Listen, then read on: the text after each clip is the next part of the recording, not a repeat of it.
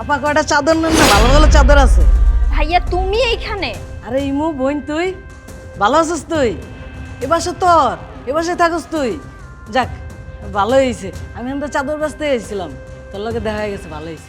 ভাইয়া তুমি চাদর বেচতেছো, বেশ ভালো কথা। তুমি জানো না এটা আমার এলাকা আমি থাকি, আর তুমি আমার এলাকায় এসে চাদর বেচা শুরু করছো। আচ্ছা তুমি যেদিকে আসবে আমাকে জানাই আসবা না? আরে বোন, আমি কি জানি নাকি তুই এদিকে থাকস? আচ্ছা ওই আমার শরীরটা না অনেক ক্লান্ত, বুঝছস? তোর লগে দেখা হয়েছে, ভালো হয়েছে। তোর বাসায় যে একটু বিশ্রাম লো মনে, আর বাইরে কিছু খাওয়াবি না? উফ ভাইয়া আজকে আমার বাসায় যাওয়া যাবে না, মানে আমার রুমে আমার একটা বান্ধবী আসবে একটু পরেই। তুমি কিভাবে থাকবা বলো? আরে তোর বান্ধবী আইলে তো ভালোই, তোর বান্ধবীর লগে দেখা হয়ে গেল, আর ওর পড়াশোনার বিষয়টা জানতে পারলাম।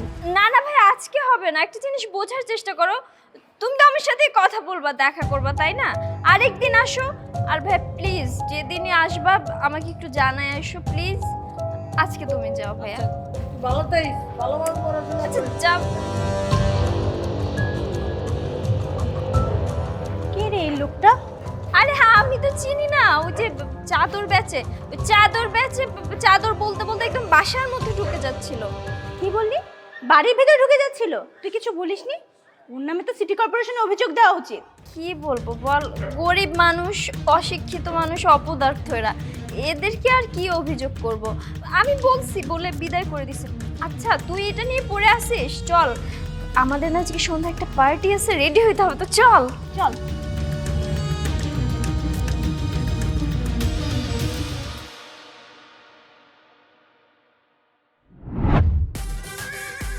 এই, কি ব্যাপার? কিছু না বলে হুড় হুড় করে লেডিস হোস্টেলে ঢুকে পড়তেছেন? আমি আমার বোনের লগে দেখা করতে আইছি। আপনার বোন? আপনার বোন এখানে কোত্থেকে আসবে? ও, এই বাড়িতে যে কাজ করে সেই মেয়েটা? আচ্ছা আপনি দাঁড়ান, আমি ডেকে দিচ্ছি। না না, আপনি যেটা ভাবতেছেন ওইটা না, অন্যজন। আমার বোন এনেই থাকে, বিসিএস এর প্রস্তুতি নিতেছে। আপনার বোন বিসিএস এর প্রস্তুতি নিচ্ছে? পাগল হয়ে গেছেন আপনি? আমি সত্যি কথা কইতাছি, আমি কি মিছা কথা কমু? আর আপনার ভুল ধারণা হইছে। আমার কি রে রিয়া, কার সাথে চিল্লাচিল্লি করছিস তুই? দেখ না, একটা পাগল কখন থেকে বিরক্ত করছে, বলছে ওর বোন নাকি এখানে বিসিএস প্রস্তুতি নিচ্ছে। কে আসছে? বোন তুই আইসস? তোর বান্ধবী মনে হয় ভুল বুঝছে। তুই ক আমি তোর ভাই, আসলে গ্রামে যাইতেছিলাম তো, এর লেগে ভাবলাম যে তোর লগে দেখা করে যাই। দেখলি কিভাবে বিরক্ত করতেছে? ওকে এখনই এখান থেকে জলদি তাড়া, যে কোনো সময় আমার বয়ফ্রেন্ড চলে আসবে, ও যদি এসে দেখেছে না। আচ্ছা তাড়াচ্ছি, দাঁড়া। দেখছস কেমনে বড় ভাইয়ের সাথে বেয়াদবি করতেছে? কি বেয়াদবি আমি করছি না তুই করছিস? তুই এখান থেকে যাবি না পুলিশ ডাকবো? একটু রিল্যাক্স থাক, শান্ত হ, আমি দেখতেছি তো ব্যাপারটা। আরে শোন, ওর কথা তো আমি তোকে সেদিন বলছিলাম, ওই যে চাদর বিক্রি করতেছিল একটা লোক, বাসার মধ্যে ঢুকে যাচ্ছিল, এইটাই সেই লোক। আমার মনে হয় কি জানিস, লোকটার মনে হয় মাথায় একটু সমস্যা আছে, বুঝছিস? না হলে এরকম যাকে তাকে দেখে বোন বোন বলে নাকি, আর পাগল দেখি এরকম উল্টাপাল্টা কথা বলতেছে। আপনি যান তো এখান থেকে, যান। কি আমি পাগল? তোরা আমি পড়াশোনা করাইছি, সবার সামনে তুই আমার পাগল করার লাগা? ও সাহস দেখেছিস? আমি তোকে এখানে একা রেখে কোথাও যাব না, যদি কিছু করে বসে। আরে তুই এত ভাবতেছিস কেন? কিচ্ছু হবে না এরকম। আরে এরা তো পাগল মানুষজন, জানে না কোথায় কিভাবে কথা বলতে হয়, ম্যানারই তো জানে না। এদের নিয়ে এত ভাবার সময় আছে বল তুই? আর আপনাকে তো অনেক আগেই বললাম এখান থেকে চলে যেতে, আপনি এখনো যাচ্ছেন না কেন? বাহ, আমি জানি না কেমনে মানুষের সাথে কথা বলতে হয়। তুই ক আমি তোর ভাই, নিজে পড়ালেখা না করে তোরে পড়ালেখা করাইছি, সারাদিন রাত পরিশ্রম করে তোরে পড়ালেখা করে মানুষ করছি, আর এখন তুই তোর বাইরে অস্বীকার করতেছ। দেখুন, অনেকক্ষণ ধরে আপনার সাথে ভদ্রভাবে কথা বলতেছি, আপনি আমার কোনো কথাই কানে নিচ্ছেন না, শুধু শুধু এখানে দাঁড়িয়ে থেকে আমাদের সময় নষ্ট করছেন আর বিরক্ত করছেন, আর কিচ্ছু করছেন না। আপনাকে তো অনেকক্ষণ থেকে আমি বলছি আপনি এখান থেকে যান, আপনি যাচ্ছেন না কেন? বাহ, এখন আমি তোর বিরক্ত করতেছি? কি যেমন আইলো? আপনাকে আমি বললাম না যান এখান থেকে, যান, বের হন, বের হন আপনি এখান থেকে, বের হন, বের হন, পাগল ছাগল কোত্থেকে যেন আসে, বের হন। কি যেমন আইলো রে? বোন বাইরে চিনে না এখন। চল। দেখেছিস আমাদের আশেপাশে কেমন লোকজন ঘোরাফেরা করে, কখন যে কি বিপদ ঘটে যায়, এদের নামে অভিযোগ করতেই হবে। আচ্ছা নেক্সট টাইম যদি আবার আসে তখন করবো, চল বাসে চল।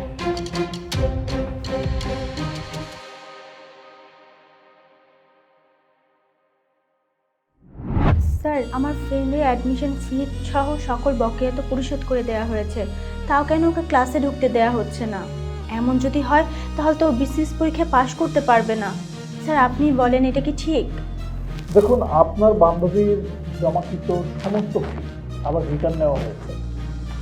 যেহেতু আপনার বান্ধবীর সমস্ত ফি রিটার্ন নেওয়া হয়েছে আর কলেজ ফান্ডে জমা পড়েনি, তাহলে ওনাকে আবার কীভাবে আমি ক্লাসে বসতে দিই বলেন তো?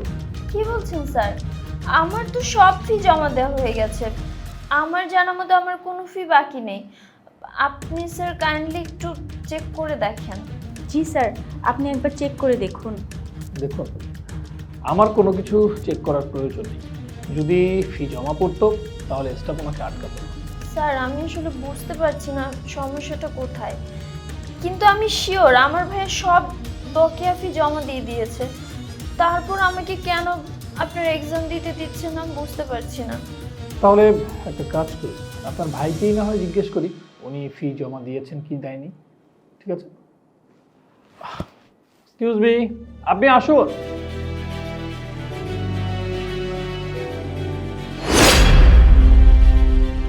জি স্যার। ভাইয়া তুমি এখানে কি করছো? এই তুই কাকে ভাইয়া বলছিস? হ্যাঁ, এটা ওই চাদরওয়ালাটা না? তুই এই চাদরওয়ালাকে কেন ভাইয়া বলছিস? না, ও তোমাকে মিথ্যা কথা বলেছে। উনি ওর ভাই। ঠিক, আমি সত্যি বলছি তো? যে ভাইকে তুমি অস্বীকার করেছো, আজকে সেই ভাইয়ের কথা মনে পড়লো যখন কলেজের ফি জমা হয়নি। ভাবতে লজ্জা লাগছে যে ভাই তোমাকে কোলে পিঠে করে কষ্ট করে মানুষের মতো মানুষ করলো, সেই ভাইকে তুমি অস্বীকার করছো। যে ভাই তোমাকে লেখাপড়া শিখিয়েছে, ভালো খারাপের তফাৎ করতে পারো জানো সেজন্য, আর তুমি সেই ভাইকেই ভুলে গিয়ে অস্বীকার করলে। তোমাদের মতো ছেলেমেয়েদের প্রতি আমার লজ্জা হয়। ভাবতে কষ্ট লাগে যে তোমরা এত বড় অমানুষ কিভাবে সৃষ্টি হবে। কি ভাবছো আমি কিভাবে জানি তোমার ভাইয়ের এই করুণ পরিণতির ইতিহাস? যেদিন তুমি তোমার ভাইকে অস্বীকার করে বাসা থেকে বের করে দিয়েছিলে, সেদিন তোমার ভাই মনের কষ্টে দুঃখে যন্ত্রণায় খুব দুশ্চিন্তায় পড়ে যায়। আর সেদিন তোমার ভাইয়ের সাথে আমার দেখা হয়। আমি তোমার ভাইকে জিজ্ঞেস করতে তোমার ভাই আমাকে বলেছিল তার করুণ পরিণতির ইতিহাস, যে তার বোন, আদরের ছোট বোন, যার জন্য সে পরিশ্রম করে দিনের পর দিন তোমাকে বড় করেছে, দিনের পর দিন কষ্ট করছে, সামান্য চাদর বিক্রি করে মানুষের কাছে তোমার পড়ালেখার খরচ জমিয়েছে, আর তুমি তার সাথে কি ধরনের বাজে আচরণ করেছো। কথাগুলো শোনার পর আমার মাথায় রক্ত উঠে গিয়েছিল। আমি চেয়েছিলাম তখনই তোমার বাসায় যাই, গিয়ে তোমাকে একটা উচিত শিক্ষা দেই, কিন্তু আমি যাইনি। কারণ আমি চেয়েছি তুমি উপলব্ধি করো তোমার ভাই তোমার জন্য কতটা কষ্ট করে। দিনের পর দিন রাস্তায় হেঁটে মানুষের দরজায় গিয়ে চাদর বিক্রি করে 2 টাকা উপার্জনের জন্য। টাকা উপার্জন করা কতটা কষ্টের সেটা তুমি বোঝো। তোমাদের মতো কুলাঙ্গার ছেলেমেয়েরা ঢাকায় ঠিকই আসে। তোমরা নিজেদের স্বপ্ন পূরণের জন্য ঢাকায় আসো, ভালো ভার্সিটিতে পড়াশোনা করার জন্য। তোমাদের ভাই বোন মা বাবা তাদের সর্বস্বটুকু দিয়ে তোমাদের অ্যাডমিশনের ব্যবস্থা করে। আর তোমরা কি করো? ঢাকায় এসে লাল নীল বাতি দেখে তোমরা বিভিন্ন কুলাঙ্গার ছেলেমেয়েদের সাথে মিশে তোমরা কি করো? মাদক সেবন করো, নিজেদের ভবিষ্যৎকে জলাঞ্জলি দাও। আর তোমার ভাই তো তোমার জন্য তার সর্বোচ্চটুকু যা ছিল সব দিয়ে তোমাকে এই ভার্সিটিতে অ্যাডমিশন করার ব্যবস্থা করেছে। বাট তুমি কি করেছো? তোমার ভাইকে অপমান, অপদস্থ, এমনকি ভাই হিসেবে স্বীকৃতি দিতে অস্বীকার করেছো। আমি তোমার ভাইয়ের সিদ্ধান্তে অনেক খুশি যে সে তোমার অ্যাডমিশন ফি এখন থেকে আর দিবে না। তুমিও বুঝবে যে 2 পয়সা ইনকাম করা কতটা কঠিন। আর যাদের সাথে তুমি চলাফেরা করো না, মনে হয় না কোনোদিন কোনো ভালো কিছু হবে। কারণ ওরা তো বখাটে আর প্রত্যেকেই নেশা করে। তাদের বাবার টাকা আছে তাই তারা নেশা করতে পারছে, তারা কোনো না কোনোভাবে ওভারকাম করে ফেলবে। কিন্তু তুমি কি করবে? নিজের ভাইয়ের টাকায় চলাফেরা করছো। জীবনটা কত কঠিন সেটা জানো। ভাই ছিল বলে সে তোমাকে স্নেহ দিয়ে আগলে রেখেছে। এখন কি করবে? যাও না 2 পয়সা ইনকাম করে দেখো বাস্তবতা কতটা কঠিন, তাহলে বুঝতে পারবে। আগে নিজের সঙ্গ ঠিক করো, তারপর পরিবারকে সম্মান দাও, ভালো মানুষ হও। দেখ বোন, যতদিন তুই আমাকে ভাই বলে স্বীকার করছিলি ততদিন আমি তোরে পালছি। নিজে কষ্ট করে টাকা কামায়া, যতই কষ্ট হোক তোরে আমি লালন পালন করছি, পড়ালেখা করেছি। কিন্তু তুই আমার ভাই বলে স্বীকার করস না। এজন্য আজকের থেকে তোর নিজের খরচ তুই চালাবি। এখন থেকে তুই বুঝবি টাকা কামানোটা কতটা কঠিন। যে কোনো কাজ ছোট না, সেটার মূল্যায়ন করতে হয়। আর মাথার উপর যদি কোনো ছাদ না থাকে তখন বোঝা যায় জীবনটা কতটা কঠিন। ভাইয়া,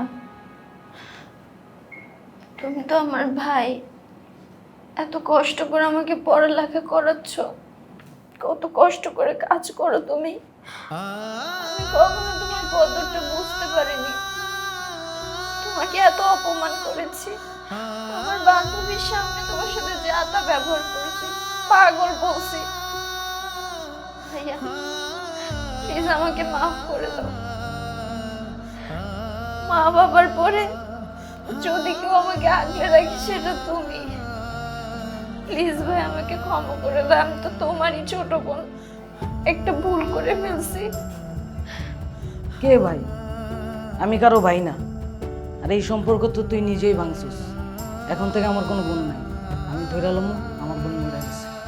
শুনেছ, তোমার ভাইও তোমাকে ক্ষমা করতে চায় না। আর আমি এটাই চেয়েছিলাম যেন তোমার ভাই তোমাকে ক্ষমা না করে।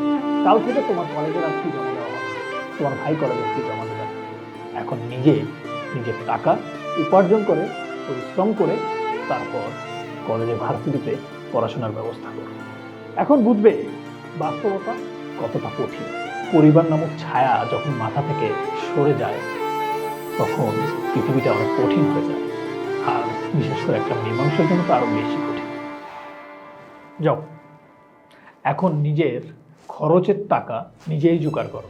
আর পড়ালেখা করতে চাইলে জব করো, সেলস এক্সিকিউটিভের কাজ করো। কারণ তোমার এখন যে সার্টিফিকেটের অবস্থা, আমার তো মনে হয় না সামান্য একটা শোরুমে সেলস এক্সিকিউটিভ ছাড়া আর কোনো কাজ তুমি খুঁজে পাবে। তো এখন বুঝবে বাস্তবতা কত কঠিন। যাও, যাও।